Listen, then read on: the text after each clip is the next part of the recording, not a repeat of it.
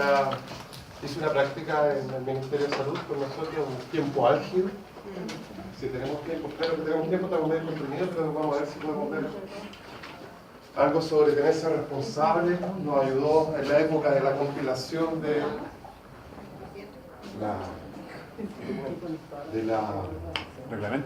reglamento sanitario, que todavía está en la Contraloría. ¿Cuándo saldría, profe? Más o menos.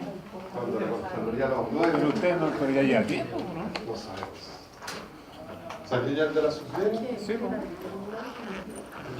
Así que no sabemos. No, el 17. No sabemos cuándo va a salir, pero cuando salga se lo comparto.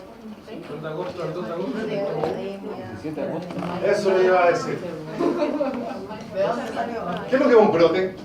Pues ya les dije que teníamos que ver. Teníamos que ver algunos términos que podíamos dar por pasado. Esto para ir entrando lo que habíamos visto. Un evento sanitario. ¿Qué es lo que es un brote? Un evento sanitario que se caracteriza por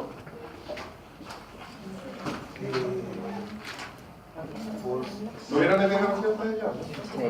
Ya, tuvieron que haberlo visto en epidemiología. ¿Qué le hizo epidemiología? Sergio Ayala. Sergio Alcayala. Alcayala. Entonces Sergio Alcayala. Alcayala. Entonces les dijo que lo que era un brote. Sí, sí, lo digo. Un brote son Más de un caso. 2 o más casos que están relacionados entre ellos. Eso es importante en un brote. Son casos que tienen relación entre ellos, tienen relación temporal y espacial. O sea, ocurren en un lugar y en un tiempo determinado. Y hay nexo entre ellos, es decir, podemos obtener alguna situación, por ejemplo, una fuente de exposición común. Y se llama brote a una situación que no se esperaba. Hay eventos que ocurren de manera normal, y cuando ocurren de manera habitual, nosotros hablamos que estamos en una situación endémica. ¿Qué enfermedades endémicas tenemos comunes y corrientes? ¿Chagas? Puede ser, ¿no? Enfermedad de Chagas es una enfermedad endémica. Muy bien. Los infectados por Chagas es una enfermedad endémica. No tenemos transmisión vectorial, ya nos vamos a hablar. Hay varias enfermedades que son bastante habituales y comunes. Muchos problemas de salud son muy comunes, ¿verdad? ¿Qué eventos de salud podemos decir que son comunes? Cualquiera, a ver, no. Influenza. ¿Ya? ¿Y cuándo hablamos de que estamos en una situación epidémica de influenza? Si hay muchos brotes, pueden estar dentro de lo normal. Cuando superamos una cifra que la epidemiología nos da la herramienta para decir que es lo habitual y se supera, estamos en una situación epidémica.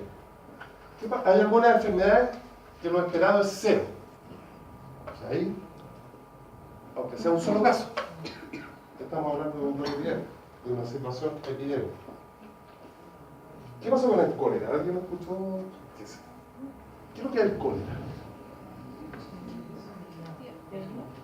Es una enfermedad bien transmisible, producida por una bacteria, Vibrio cólera, y se caracteriza, hay diferentes agentes, ojo, hay diferentes variantes dentro de una misma especie, hay variantes que son altamente patogénicas, hay una que produce una enterotoxina, que produce una deshidratación aguda, bastante severa, que incluso puede producir casos letales. Pero otras variantes que no son enterotoxigénicas, que eventualmente pueden causar casos de las personas. ¿No? Entonces, lo que se presentó durante la semana pasada, ¿qué es lo que fue? Según lo que ustedes han leído. Una cantidad de casos, No tóxica. de la variante no toxigénica. Eso es lo que demuestra el análisis de laboratorio. No sabemos si tienen una asociación entre ellos. Hay una asociación temporal, se presentaron en un mismo tiempo. Hay una asociación espacial en la región metropolitana, pero no sabemos si hay nexo entre ellos. O sea, uno si es preciso en hacer los análisis y aplicar la tecnología, tendríamos que ver si hay nexo entre ellos para ver si estamos hablando de un brote de tierra. Ahora, no tenemos habitualmente casos de cólera, ni de la enterotoxigénica o una no enterotoxigénica. Por lo tanto, sí estamos en una situación de un brote. Habría que investigar si realmente tenemos una fuente común, si hay asociación entre los casos. Así que ojo con lo que uno escucha, con lo que lee, siempre tiene que ser crítico. Y sobre todo, cuidado en estos tiempos de la posverdad, que hay mucha información que es falsa. Pero una de las labores que tenemos los que trabajamos en salud pública es corroborar esos rumores. ¿Sí? Hay fuentes de información que nos van a permitir a nosotros tenemos un problema y a través de las herramientas de la epidemiología, las herramientas que nosotros cuando estamos conversando en este curso vamos a ir viendo cómo lo enfrentamos.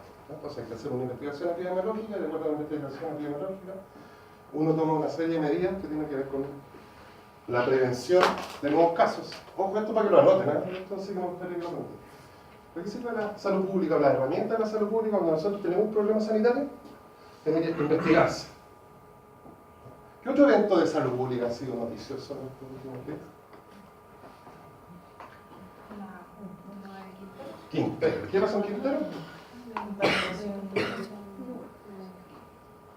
Uno podría pensar cualquier cosa. Personas que están en un mismo lugar, que presentan con una sintomatología común, en este caso el vómito, sensación de mareo, dolor de cabeza. Podría haber sido una intoxicación alimentaria, eventualmente. Entonces uno tiene que ir investigando, ir descartando. Al principio uno lo que tiene es un grupo de enfermos. Ellos hablaban de que había un olor extraño, que había una nube. Entonces ahí uno va tomando elementos para saber de qué se trata. Porque si hubieran dicho que estaban en una completada, o tenían una kermés en un colegio, uno podría haber pensado en otro origen. Entonces uno va investigando, reúne los antecedentes. Aquí había antecedentes que decían que había algo que olía mal y que eso le estaba produciendo problemas. Entonces uno puede ahí pensar que hay un problema de tipo ambiental, que es lo que es la segunda parte de lo que vamos a ver ahora. Entonces uno tiene ese problema y tiene que investigarlo, reúne los antecedentes, hace investigaciones, y en función de eso toma medidas. ¿Para qué? Para evitar que haya nuevos casos. ¿Y qué hay que hacer con los casos? Manejarlos adecuadamente para que no se agraven y eventualmente no tengamos complicaciones o muerte, dependiendo del problema. Entonces la investigación y la intervención en salud pública de estos brotes, de estos eventos, tienen por objetivo prevenir nuevos casos. Tratar adecuadamente a los casos que ya existen. Y, si existe la posibilidad, idealmente, conocer cuál es el origen del problema y ver si tenemos posibilidades de poder controlarlo. Hay algunos problemas que no vamos a poder intervenir, otros sí. Si hay una contaminación, buscamos la fuente y podemos actuar sobre la fuente. Hacer algo sobre la fuente para que no siga contaminando. Por ejemplo, cesar el funcionamiento. Si uno cesa el funcionamiento y siguen habiendo casos, explica que la medida no es la adecuada. O, y si fuera el origen, ¿por qué podrían haber casos? Porque eventualmente podrían haber remanentes, podrían haber quedado alimentos todavía que están produciendo más casos. O que a lo mejor hay efectos que son a mediano o a largo plazo. Entonces uno tiene que siempre ir analizando qué tipo de problemas para tratar de llegar al origen, la causa. No siempre uno llega a la causa, pero sí a veces, sin llegar a la causa, se pueden tomar medidas.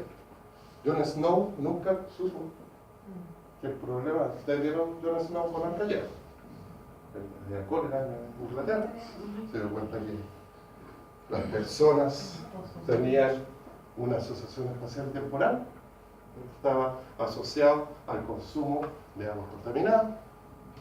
Dijo, cerremos los pozos, dejemos de consumir agua. Por eso mucho tiempo, hasta hace poco en realidad la gente el libro sobre la pesca, el libro sobre la Edad Media, era muy poca gente que tomaba agua, preferían tomar cerveza. La calidad del agua era bastante precaria. Bueno, un poco de eso vamos a hablar hoy día. Ahora vamos a seguir con la segunda parte de lo que ya habíamos visto. Por eso que yo creo que es importante ya contar con recordar algunas cosas que ya habíamos conocido, como estos términos epidemia, endemia, brote epidémico, factor de riesgo, factor protector. ¿Recuerda que algo lo vimos? Lo que es un reservorio, tiene lo que es un hospedero, un vector. Esto creo que todo lo mismo. Y nosotros habíamos quedado con... Ahí encontré el primero. Vamos a hablar entonces, ya vimos los conceptos generales, qué es lo que es salud pública, qué es salud. Vimos que salud pública tiene una connotación principalmente del Estado, de cómo las sociedades se organizan para responder a estos problemas. Primero cólera, o disposiciones mentales, otros problemas habituales, influenza. ¿Se acuerdan que hablamos también? De hecho, esta es otra tarea que puede entrar en el control, que podría haber la próxima semana, aparte de los términos que les pedí que estudiar. ¿Cuáles son las principales causas de muerte de las personas en el mundo? Algo conversado. ¿De qué se muere la gente en el mundo, en el planeta? Problemas cardiovasculares, la primera causa de muerte en el mundo. Los accidentes también son un problema grande, traumatismo por accidentes, principalmente accidentes de tránsito, o accidentes que sufren las personas en función de su trabajo, por acciones de violencia. Y si lo agrupamos, la gran mayoría de las muertes ocurren por enfermedades crónicas no transmisibles. Y hay otro grupo de enfermedades que son transmisibles. Entonces los estados organizan sus esfuerzos económicos, sus esfuerzos científicos, tecnológicos, los recursos para responder a estos problemas. ¿Y para qué cosas? En salud pública, para responder aquí, a tres cosas principalmente. Proteger la salud,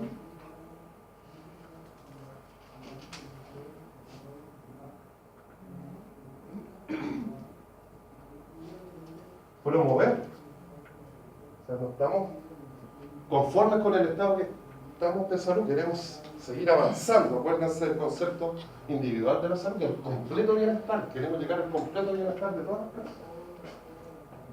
Y cuando ya la salud ha sido alterada, recuperar. ¿No? ¿Proteger cómo? A través de la prevención, el control, promover con todo esto de la promoción de la salud, los estilos de vida saludables, etcétera. Y recuperar, que las personas recuperen su nivel de vida, se readapten o se rehabiliten cuando quedan consecuencias,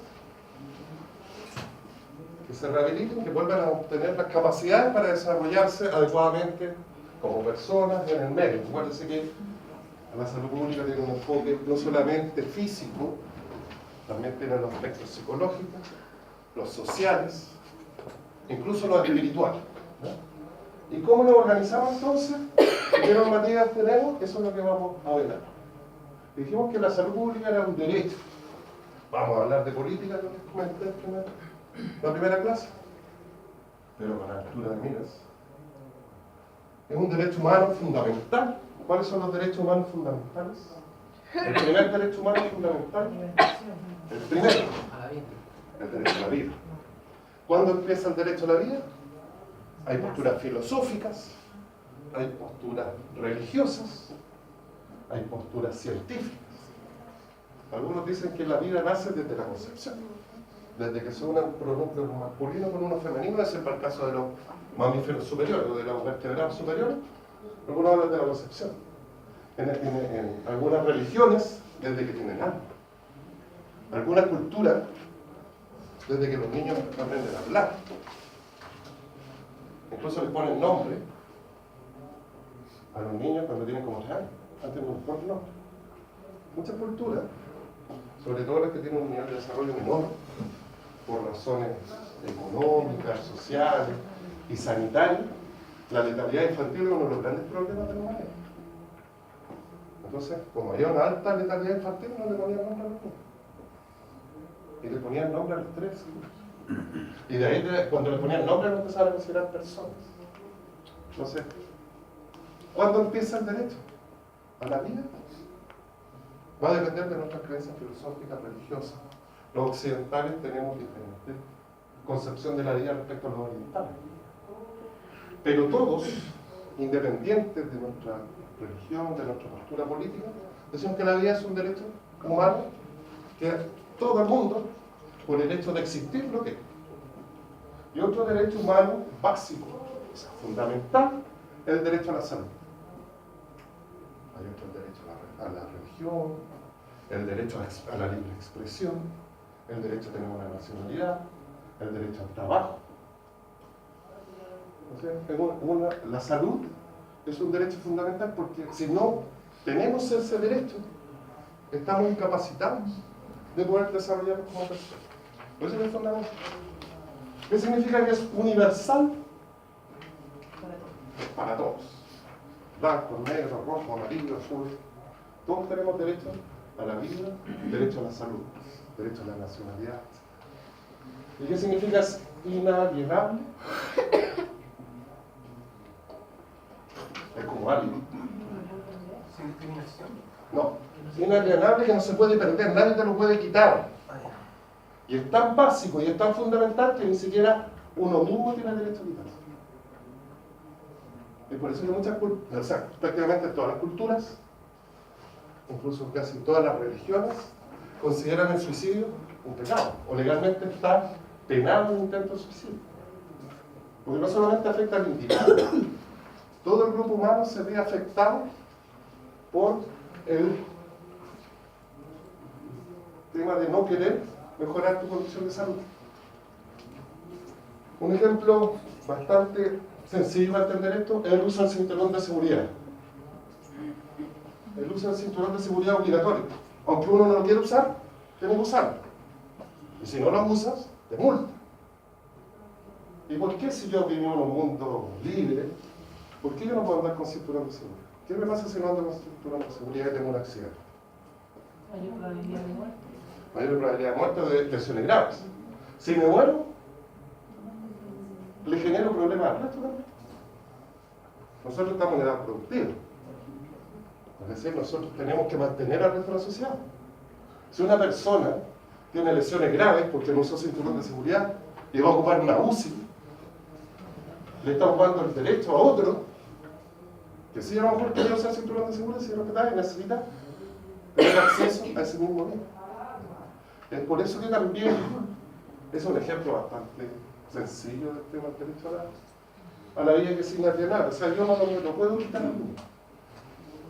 El derecho al descanso maternal no es por la madre, es por el niño. Por eso que es sancionado, porque la mamá me pregunta, oye, si no hacen tus condiciones de trabajar. A mí encima me van a ofrecer algo extra por si pero ¿quién se ve afectado?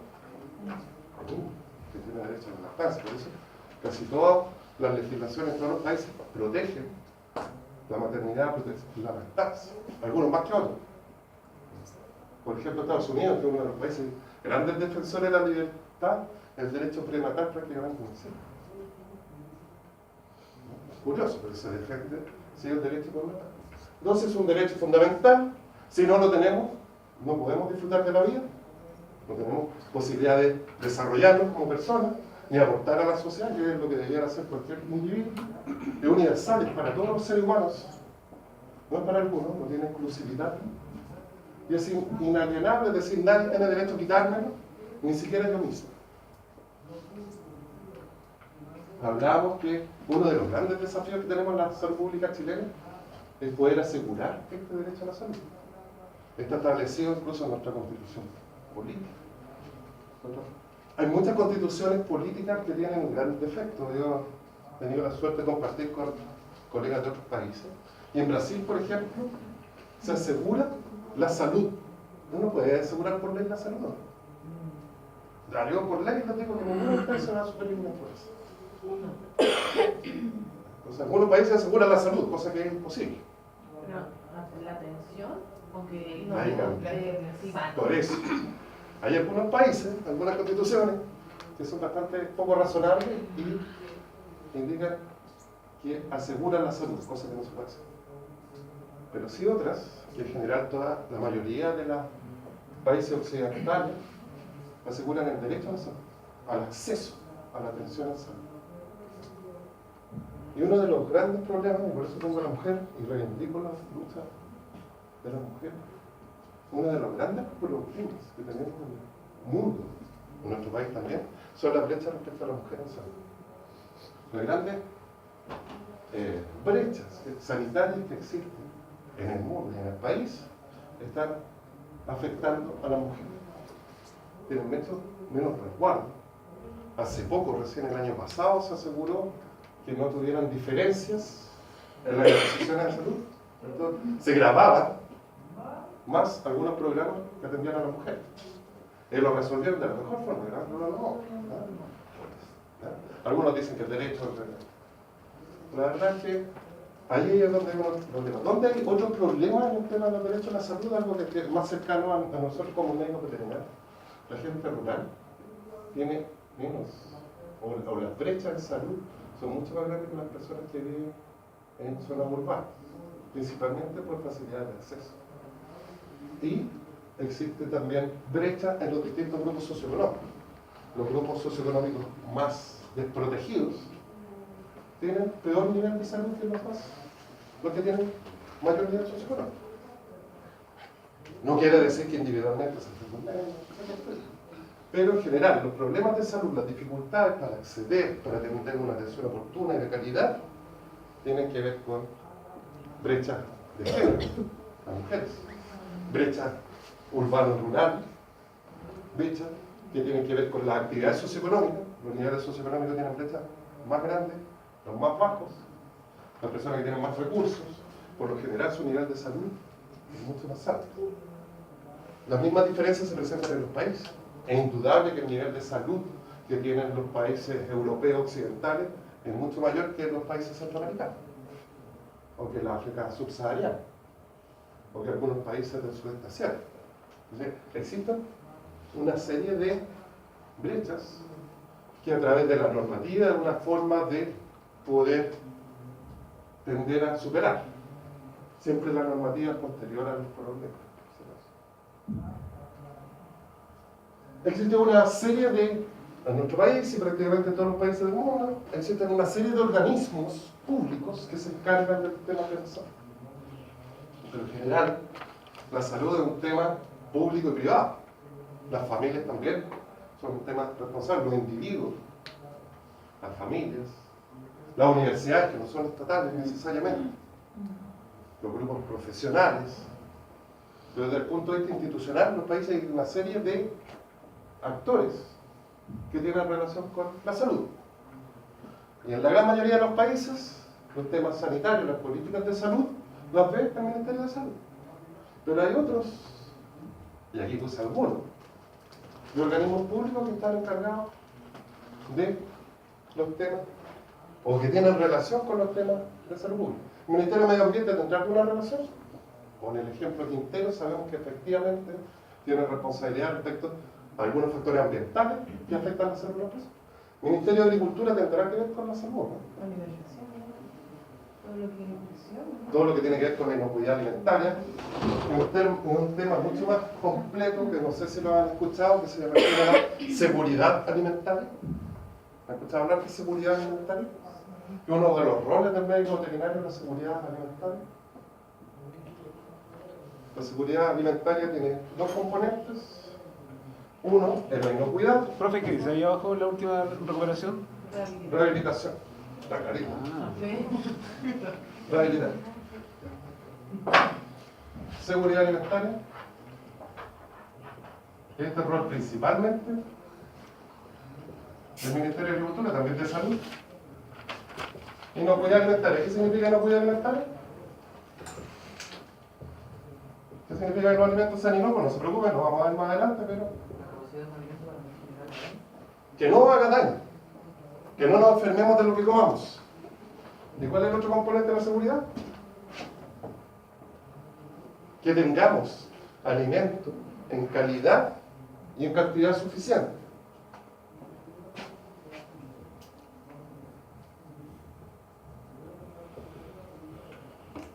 Y esto tiene que ver con la productividad, la disponibilidad tiene que ver con la productividad,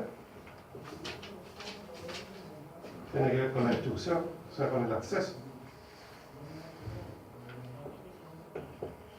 más o menos 1.000 millones de los 7,6 millones de personas que viven en el mundo. 1.400 sufren hambre. Están al borde de la inanición. Están subnutridos. Y es un problema de disponibilidad. Es un problema de distribución. Entonces, la seguridad alimentaria es un tema importante en salud pública y está altamente relacionado con el Ministerio de Salud. Producción de alimentos, alimentos en cantidad, que sean disponibles, que los tengamos a precios accesibles, etc. Y que lleguen a todos los que lo necesitan. El gran problema del mundo es que en nuestros países más desarrollados hay una muy buena imagen, si tenemos algún tiempo lo vamos a ver, hay una foto sobre el tema de la seguridad alimentaria. Muestran un gordito alemán comiéndose así una hamburguesa y muestran a un niñito africano, normalmente tiene el abdomen abultado por tipo proteína. El problema no es, hasta ahora, la disponibilidad. Probablemente en 50 años más sí la disponibilidad es un problema. ¿Y de dónde vamos a sacar alimentos? ¿Cuál va a ser nuestra posibilidad de salvación en los alimentos? Los insectos, probablemente, la proteína de origen de insectos. O los productos de origen marino, que están altamente contaminados. Entonces, se fijan, no solamente el Ministerio de Salud, el Ministerio del Medio Ambiente, el Ministerio de Agricultura, Seguridad Social. El Ministerio de Seguridad Social ahora está de moda, pusieron un ministro en esta administración. Pero la Seguridad Social tiene que ver con las pensiones, tiene que ver con algunos... Pero ese no es un ministerio, ¿No? ¿no está en el interior? ¿Cómo se llama? No, el de Seguridad Social hay un ministerio que tiene que ver con la Seguridad Social. ¿No, el de desarrollo social? El de Desarrollo Social. Pero, ¿Qué tiene que ver con la Seguridad Social? El de Desarrollo Social. El Ministerio de Desarrollo Social tiene que ver con la Seguridad Social, con nuestro sistema de pensiones, con el sistema de apoyo, para que nos desarrollemos y que como Estado tengamos posibilidad de que todas las personas tengamos acceso igual a los bienes y servicios. Ministerio de Relaciones Exteriores. ¿Qué tiene que ver el Ministerio de Relaciones Exteriores con el tema de la salud? Puede ser como de exportación, ¿no? Las importaciones, las exportaciones, los tratados de libre comercio, los tratados internacionales. Tenemos algunos acuerdos internacionales para controlar ciertas enfermedades, para combatir algunas brechas. Por ejemplo, Chile está comprometido en toda la eliminación de las brechas de género, las brechas de origen social, las brechas de origen económico. Chile también ha firmado, ¿verdad?, dentro del Ministerio de Relaciones Exteriores, algunos acuerdos internacionales que tienen que ver con los pueblos originarios. A pesar de que los pueblos originarios los tenemos bastante postergados. Hay una serie de iniciativas que tienen que ver con salud pública respecto a los pueblos originarios. No sé si ustedes han visto, que puede ser para algunos una cifra dura, pero cuando uno empieza a estudiar, yo cuando la primera vez que lo escuché trabajando en el ministerio, encontré que era solamente un discurso. El tema, por ejemplo, de tener rucas, ¿han visto que en algunas partes las machas atienden?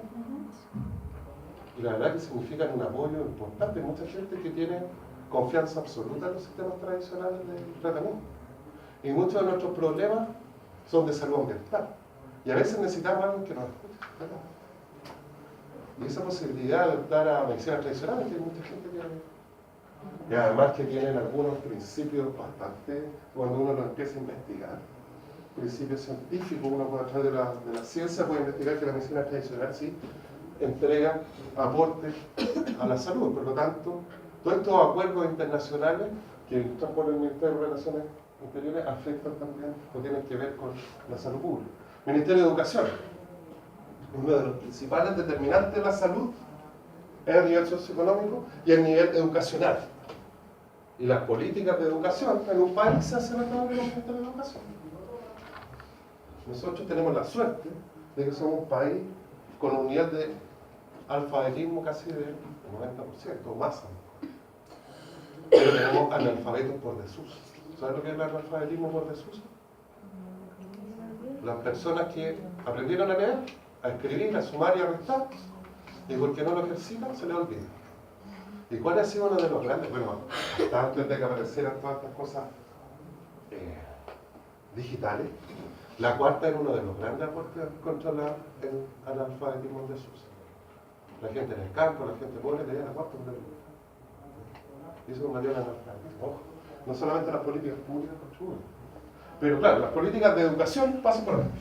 Y en la medida que tengamos políticas de educación potentes, aprendemos más, sabemos más, conocemos y somos capaces de tomar medidas de autocuidado. Las personas que no tienen conocimiento, por ejemplo, uno de los grandes problemas de mortalidad infantil en los países con menos desarrollo es la diarrea. ¿Y qué hacemos cuando tenemos nosotros un niñito con diarrea? ¿Qué es lo que hay que hacer? Hidratarlo. Y sabemos que hay que hidratarlo, cocerlo agua, agüita de hierba o darle cositas para hidratarlo. Muchas personas con bajo nivel educacional piensan que al dar más agua van a tener más diarrea. Entonces no le daban agua para que no tuviera más diarrea. El nivel de educación es sumamente importante. El Ministerio de Obras Públicas. ¿A qué nos servirá tener? Por el tema de la vía, Alcantarillado, agua potable, manejo de residuos. Vivienda y urbanismo también tiene que ver con la calidad de nuestras viviendas. Nuestras viviendas son pésimas en calefacción, pero tenemos al menos viviendas básicas. ¿Tenemos brecha en vivienda? Evidentemente. Pero las condiciones de nuestras viviendas son bastante buenas en comparación con los países del área, de la región. Yo no comparo con otros países, pero en la región nuestra accesibilidad a la vivienda ha ido aumentando en los últimos años. En la primera clase nosotros habíamos hablado de que la pobreza haya disminuido. O sea, la pobreza seguía creciendo. Afortunadamente en Chile se ha estancado. Y eso pasa por políticas que va para el Ministerio de Salud, que tiene que ver con cómo el Estado, entonces, se enfrenta y se hace cargo de estos problemas. Y el Ministerio de Salud, entonces, es el organismo en nuestro país que está encargado de desarrollar las políticas sanitarias. ¿Y cómo se organiza este Ministerio de Salud? Esta línea siempre se me corta, esta línea tendría que ir para acá, no sé. El Ministerio de Salud es el encargado de generar las políticas nacionales. Genera la normativa relacionada, las leyes las hace el Congreso, pero todas las normas, los reglamentos sectoriales lo hace el Ministerio de Salud. Elabora e implementa las políticas sanitarias, las evalúa y se organiza en dos áreas, dos que se llaman subsecretarías. Este es el modelo francés de salud pública. Uno encargado de la atención, de la parte asistencial, de establecer sistemas que permitan contar con establecimientos, con profesionales, con programas de atención, que es la Subsecretaría de Redes Asistenciales. La Subsecretaría de Redes Asistenciales es un órgano del Ministerio de Salud de nivel central que se encarga de todas las políticas, desarrollar las políticas que tienen que ver con la atención de las personas. Y en Chile nos organizamos territorialmente en servicios de salud. Son 29 servicios de salud que están distribuidos en todo el país. Las regiones más pequeñas tienen un solo servicio, como Arica Parinacota, Servicio de Salud de Tarapacá, pero hay otras regiones más grandes donde tienen varios servicios de salud. Servicio de Salud Metropolitano Norte, Sur, Oriente, Occidente, etc. Entonces, los servicios de salud son los que territorialmente se encargan de la gestión de los establecimientos que entregan la atención a las personas. Establecimientos gestionados, hay establecimientos experimentales, que cada vez son menos, que se van yendo al área privada, y hay otra institución, que esta flechita, acuérdense que tiene que ver con el Ministerio de Salud, que es la Central Nacional de Abastecimiento, que es la que se encarga de comprar las vacunas, los insumos, para que puedan funcionar estas redes asistenciales. Medicamentos, equipos, kit de diagnóstico, etc. Entonces está la red asistencial, gestión de todo lo que tiene que ver la gestión hospitalaria, la atención del paciente. Y hay organismos como la Central Nacional de Abastecimiento, la Superintendencia de Salud, FONASA y el Instituto de Salud Pública, que se encargan de funciones específicas, son organismos autónomos de esta subsecretaría. Acuérdense que estas flechitas tienen que llegar al Ministerio de Salud. Superintendencia de Salud verifica cómo funcionan las instituciones privadas que otorgan salud. La ISAPRE. La ISAPRE son parte del sistema privado de salud, son organismos que financian atención de las personas en el sistema privado y son supervigiladas, son controlada su funcionamiento a través de la Superintendencia de Salud. FONASA es el organismo que administra los recursos del sector salud. Entonces, FONASA es un sistema que otorga, que maneja los recursos y que además provee el servicio de salud público. Las personas que no están en la ISAPRE tienen acceso al sistema de atención de salud a través del Fondo Nacional de Salud.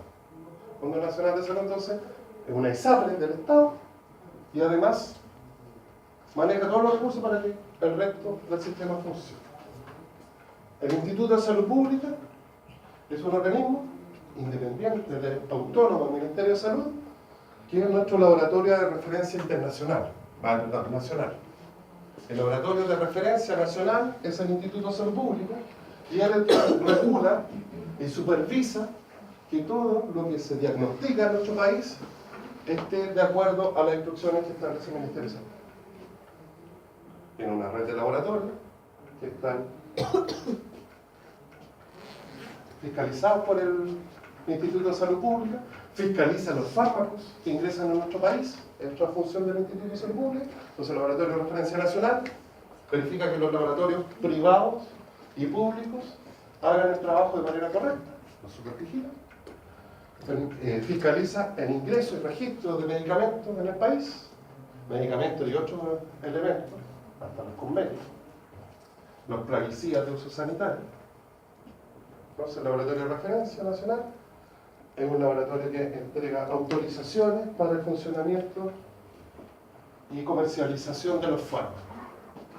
Y existe otro ente del Ministerio de Salud, que es la Subsecretaría de Salud Pública, que se encarga de las funciones no asistenciales. ¿Se acuerdan que en la primera clase hablamos de las funciones no asistenciales?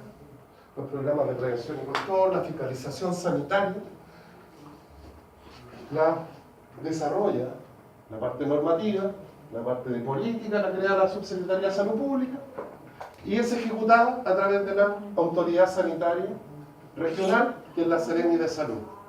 Por eso cuando habla la Autoridad Sanitaria, aquí entera hablaba la Autoridad de Medio Ambiente, pero también hablaba la Seremi de Salud, porque ellos son la autoridad sanitaria que ejecuta las acciones que el Ministerio desarrolla. Entonces la ejecución de planes y programas, esta es una buena pregunta, ¿pero quién ejecuta los planes y programas que establece nuestro país? La Seremi de Salud, que se encarga de la gestión de los establecimientos a nivel local, los servicios de salud. ¿Quién ve las prestaciones no asistenciales a nivel nacional? La Subsecretaría de Salud Pública. ¿Quién ejecuta las acciones de vigilancia, prevención y control? O sea, todo lo que no es asistencial y la fiscalización, la Seremi de Salud. ¿Lo entienden? Que no repasen. Bueno, hablamos de que la salud es un derecho humano, básico, universal e inalienable. Es difícil hasta decirlo.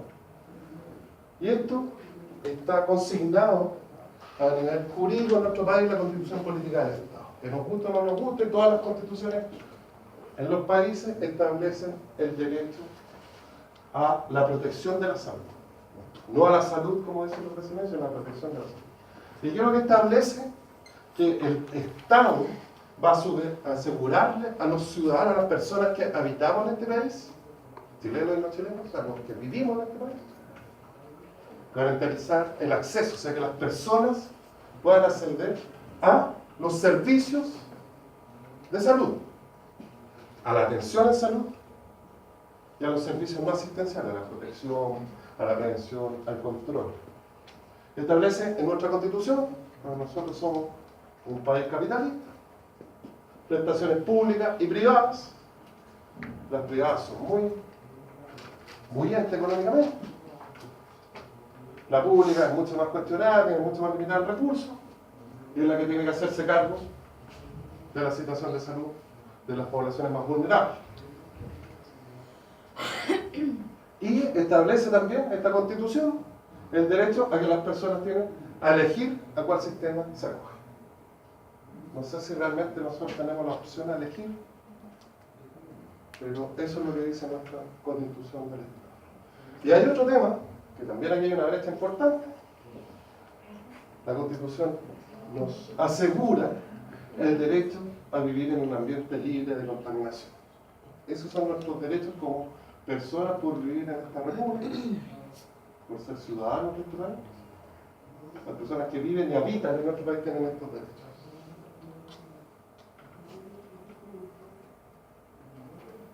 La Constitución, ustedes saben que establece los principios generales de cómo funciona el Estado, los derechos básicos que existen en las personas y que son los responsables. Y las leyes son las que se encargan de establecer cuáles son las responsabilidades, los derechos que van a tener las personas.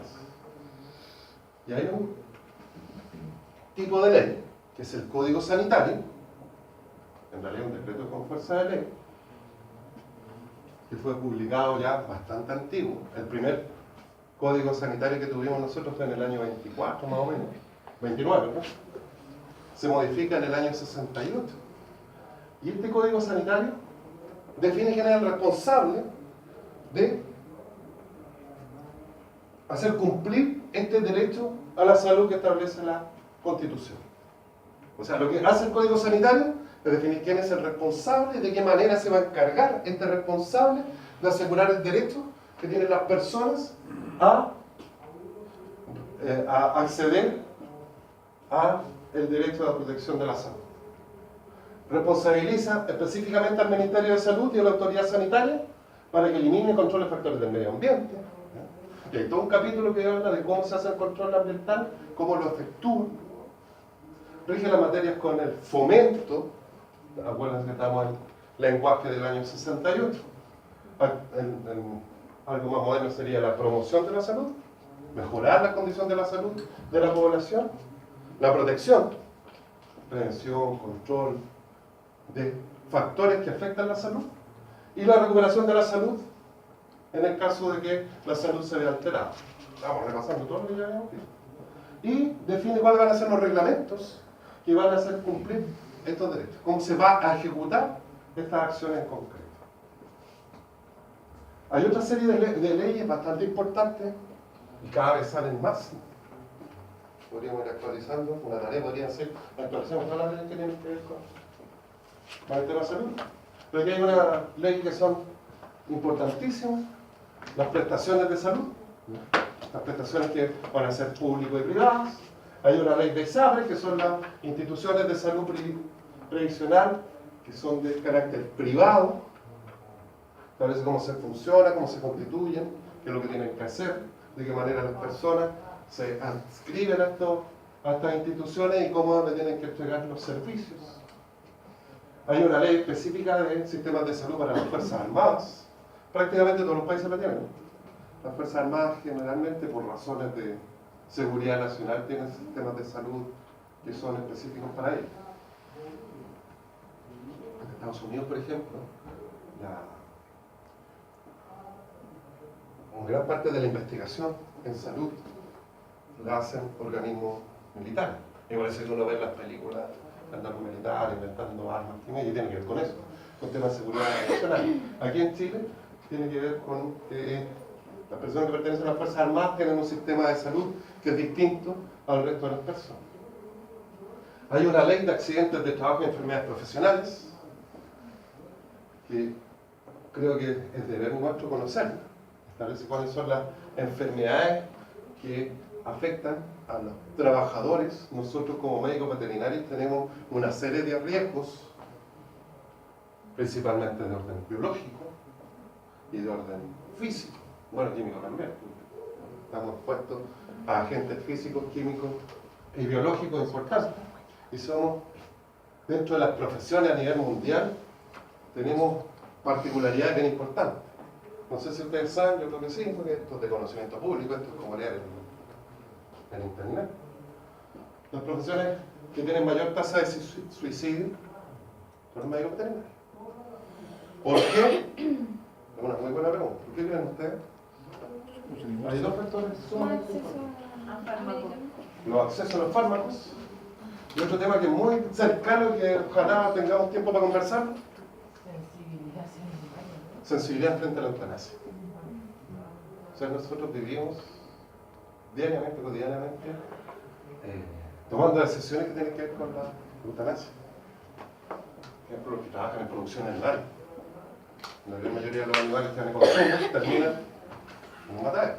Pero doctor, ¿y en otros países donde sí la eutanasia humana está permitida, los médicos humanos no tienen ese problema? Porque son situaciones bastante mucho más límite y mucho menos frecuentes. Claro, porque no te llevan el perro por sangre. Claro, nosotros tenemos que convivir con el tema de la eutanasia cada rato, entonces se nos forma una distorsión, parece, de carácter de salud mental importante, y además el acceso a fármacos. También tenemos ciertos problemas con drogas duras, así como el tema de la ketamina, que es bastante complicado. El tráfico de ketamina generalmente está muy involucrado en médicos veterinarios. Así que ojo con el tema de la enfermedad y los accidentes profesionales. Una de las formas de prevenir esto. Otra causa importante de problemas de salud específicos de los médicos veterinarios son los accidentes de tránsito. Vivimos correcto. Así que ojo con el tema. La gran mayoría de las muertes de médicos veterinarios en nuestro país son por accidentes de tránsito. Porque corremos de un lado a otro, las propias clases. Ojo con ese tema. Y además somos y conocemos muchos riesgos biológicos y somos muy malos para el uso de los elementos de protección personal. Un elemento para que lo analicen. Parece que vamos a... Sí, está demasiado. La ley de protección animal, la ley de pesca y caza, la ley de tenencia responsable también son leyes que nosotros deberíamos conocer, que tienen mucha relación directa con lo que nosotros hacemos. Y yo creo que hay que hablar porque he escuchado hablar a veces aberraciones de colegas que no están debidamente informados. Hay leyes especiales, ley del tabaco, ley del deporte, las bases generales sobre el medio ambiente, que también son importantes y que tienen que ver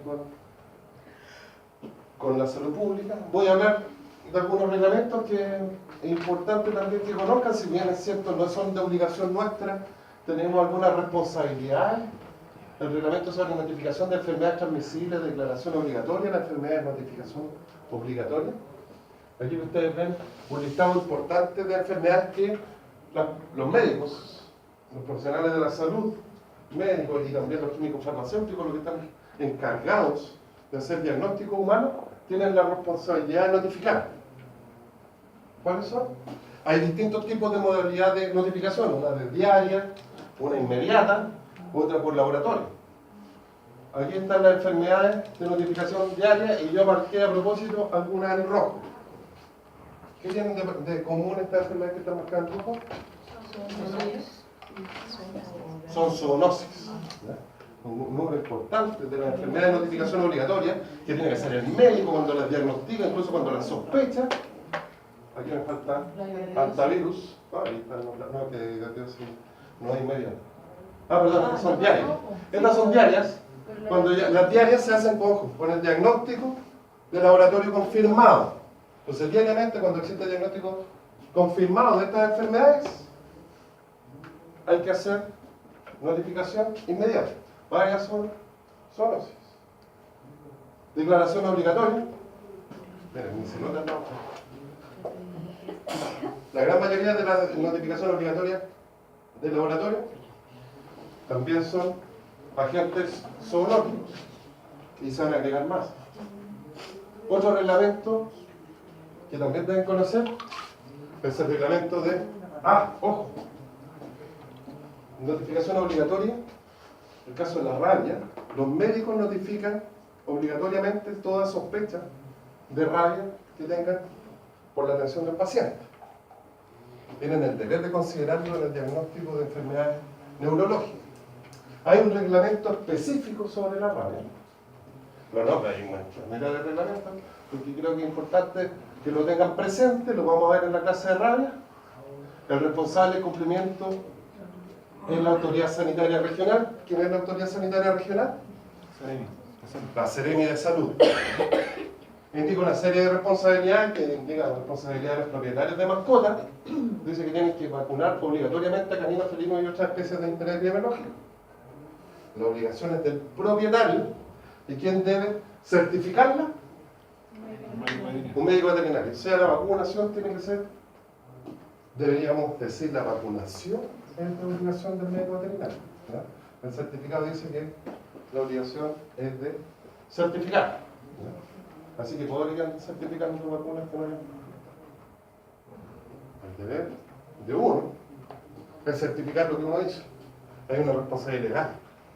Y por lo tanto, frente a esto, se han tomado medidas de acción sobre personas que han hecho ejercicio legal de la profesión. El ejercicio legal de la profesión es sumamente difícil de probar, legalmente, jurídicamente. Y una de las formas que se han castigado a personas que hacen ejercicio legal de la profesión médico-veterinaria es a través de los certificados terráqueos. Y ojo, hemos descubierto a médicos veterinarios que certifican vacunaciones que realizan personas que no son médicos veterinarios. Yo creo que es una irresponsabilidad gigantesca. Por varias razones. Uno, porque es algo que es propio de la medicina veterinaria. Segundo, porque estamos hablando de una enfermedad. ¿Cuál es su letalidad? 100%. O sea, todos los que se enferman se mueren. Salvo 7 personas en la Tierra. Uno de ellos, y que todavía algunos dicen que era falso, que era falso. Entonces, ¿alguna obligación? Y ojo, en la obligación del médico veterinario de notificar a la autoridad sanitaria cualquier caso sospechoso y certificar la vacunación que le vayan a dar. Entonces, ¿a quién debe notificar el médico veterinario cuando sospecha? Hay muchos colegas que cuando nos entrevistan y salen dando entrevistas en la tele, en los matinales, no, la sospecha de rabia hay que hacerla al saco. La notificación de un caso sospechoso de rabia en cualquier especie tiene que hacerse a... Autoridad sanitaria. ¿Y quién es la autoridad sanitaria? Salud. Así que todos ustedes deberían saber cuál es el contacto en cada una de las regiones a las cuales tienen que dirigir la sospecha de rabia. Ojo, el último caso de rabia canina detectado en Chile fue en el año 2015. Fue en un cachorro de 2 meses. Ya vamos a ver cuando veamos rabia. Ahí vamos a ver más. Y lo hizo un médico veterinario que atendió a ese cachorro de 2 meses. Tenía un problema neurológico, atacaba y mordía al perro del vecino, atacaba y mordía a los propietarios, y tenía convulsiones. Se descartó distemper, se descartaron otras series de problemas neurológicos, y el colega tuvo la habilidad de sospechar que era rabia. Además tenía 2 meses de cachorro, ahí estaba en contacto con al menos 6 personas, y con 2 animales más. Entonces, la obligación que tenemos ahí es bastante importante. Profesor, en ese caso, ¿cómo se hace? ¿Mediante un correo simple o hay algún...? Un correo electrónico, una llamada de teléfono. Ah, ya. ¿No hay un formulario que se deba llenar? No hay formulario. Estamos haciendo ahora, a través de una plataforma, queremos hacer la posibilidad de que se haga a través de esta plataforma, que todos los médicos veterinarios se inscriban y certifiquen vacunas, informen la vacunación antirrábica y nos hagan llegar sospechas de rabia y otras zoonoses. Es una forma de vigilancia digital que yo creo que va a ser un aporte al tema de salud. Hay otros reglamentos como el reglamento sanitario de los alimentos, inocuidad alimentaria, lo vamos a ver en la clase de inocuidad, organismos internacionales que están relacionados con la salud pública, la Organización Panamericana de la Salud, la FAO, la Organización de Sanidad Animal. Hay otros, pero yo creo que estos son los más relevantes, que lo que hacen es entregar asesoría técnica, cooperación económica, salvo a Chile, que ya no estamos como país objeto de cooperación económica, facilitan la cooperación entre los distintos países, entregan herramientas o lineamientos, directrices técnicas para enfrentar problemas de salud. ¿Ustedes participan en seminarios con ellos? Sí, muchos colegas participan en seminarios. El SAM, por ejemplo, participa con la OIE y con la FAO. A mí me ha tocado participar por temas puntuales con FAO. Y donde nosotros participamos, que trabajamos en el Ministerio de Salud, en la OPS y en la Organización Mundial de la Salud. El organismo oficial, veterinario oficial, que es la contraparte de la OIE, que es la Organización Mundial de Salud Animal, es el Ministerio de Agricultura, el Servicio Agrícola y Ganadero. Y todos los años tienen reuniones y van a dar cuenta, nuestros colegas del Servicio Agrícola y Ganadero, de la situación de sanidad animal a la OIE. Eso lo dije, así que lo puedo preguntar. Y además tienen una serie de programas de control de enfermedades, fiebre aftosa, tuberculosis, leptospirosis, brucelosis, influenza aviar, entregan capacitación, entregan capacidades de diagnóstico, acreditan laboratorios a través del mundo para que actúen como laboratorios de referencia. Entonces, todo eso hacen los organismos. Y médicos veterinarios participamos en algunas instancias de esto para poder trabajar en representación del país. A mí, por ejemplo, me toca ir a la OBS por Chagas, por hidatidosis, por rabia, en algunas oportunidades, o colegas de la oficina de zoonosis para ese tipo de reuniones. Hay una herramienta importante que es Ley de la República, que es el Reglamento Sanitario Internacional, que también me gusta preguntarlo. Es una herramienta internacional. Los países se pusieron de acuerdo y establecieron este reglamento. Fue ratificado por nuestro Congreso, por lo tanto es Ley de la República, y tiene como objetivo prevenir la propagación internacional de enfermedades y evitar las interferencias necesarias con el tráfico y el comercio internacional, que les importa a todos. De hecho, no hablan de países, hablan de economías nacionales. La economía va a ser mucho más importante que otra herramienta internacional, el Código Alimentario, que es una comisión entre la FAO y la Organización Mundial de la Salud, y fija ciertos criterios internacionales para proteger la salud de los productos alimentarios, evitar, por ejemplo, la transmisión de enfermedades internacionalmente a través de los alimentos, fija límites de algunos contaminantes en los alimentos, por ejemplo, límites de plaguicida, la referencia internacional para saber cuántas sustancias pueden ser aceptables, por ejemplo, antibióticos, promotores de crecimiento u otros productos veterinarios, las normas internacionales o los límites internacionales que los países después incluyen en su legislación, la fija este Códex Alimentario. Uno de los importantes directores del Código Alimentario que trabaja en Roma es el colega Julio Pinto, compañero mío de la universidad. Así que, ojo que ahí hay un lugar de trabajo para los médicos veterinarios. Así que los invito ahí a estar atentos, porque internacionalmente se presentan llamados de concurso en las cosas. Hay que tener posgrado, ojalá doctorado. Bueno, este tipo se fue a hacer un doctorado en Inglaterra y yo trabajando en el Código de Salud. ¿Qué hacemos los médicos? Dígame. En la tiempo anterior, ¿qué es lo que era el DIRECOM? DIRECOM, la Dirección Nacional de Comercio, que es una unidad del Ministerio de Economía que se encarga de establecer las negociaciones económicas con otros países que son socios comerciales. Por ejemplo, maneja todo lo que tiene que ver, todo lo administrativo y comercial de los tratados de libre comercio. Los tratados de libre comercio también, colegas de agricultura y de salud, tenemos que ir a participar en la negociación de los tratados de libre comercio. Por ejemplo, yo tuve la suerte de ir a Ginebra con la negociación con la Unión Europea en temas de bienestar animal. ¿Y qué le interesaba a la Unión Europea el bienestar animal? El transporte de animales, que en materia del SAC, y el sistema de faenamiento de animales, y algunos requisitos de estabulación de formas de producción. Así que fue prácticamente un paseo porque toda la materia del SAC, y tuve la oportunidad de andar en Ginebra en reuniones que tienen que ver con eso. Esto es para estimularlo, para que vean que el trabajo que hacemos los médicos veterinarios va más allá de la atención clínica, que era lo que yo creía que se hacía los médicos veterinarios, que iban al campo, se ponían botas y andaban de todas partes. La verdad que es mucho más complejo. Entonces, ¿qué hacemos los médicos veterinarios de salud pública? Hacemos una serie de funciones. Aquí esta flecha es porque la cuestión no le pueden dar el orden a la flecha no tiene relación. Pero si lo vemos de lo macro a lo particular, asesorar a las autoridades,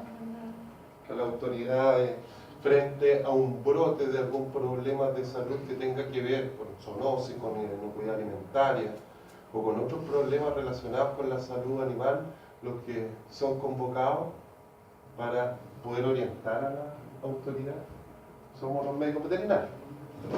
Universidades, el Colegio Médico Veterinario. El año pasado, por ejemplo, o hace un par de años atrás, el Colegio Médico Veterinario fue convocado por el tema, no sé si ustedes se acuerdan que hubo problema con el abastecimiento de fármacos para los médicos veterinarios. Sí. El médico veterinario fue interlocutor de la autoridad para tratar de resolver el problema.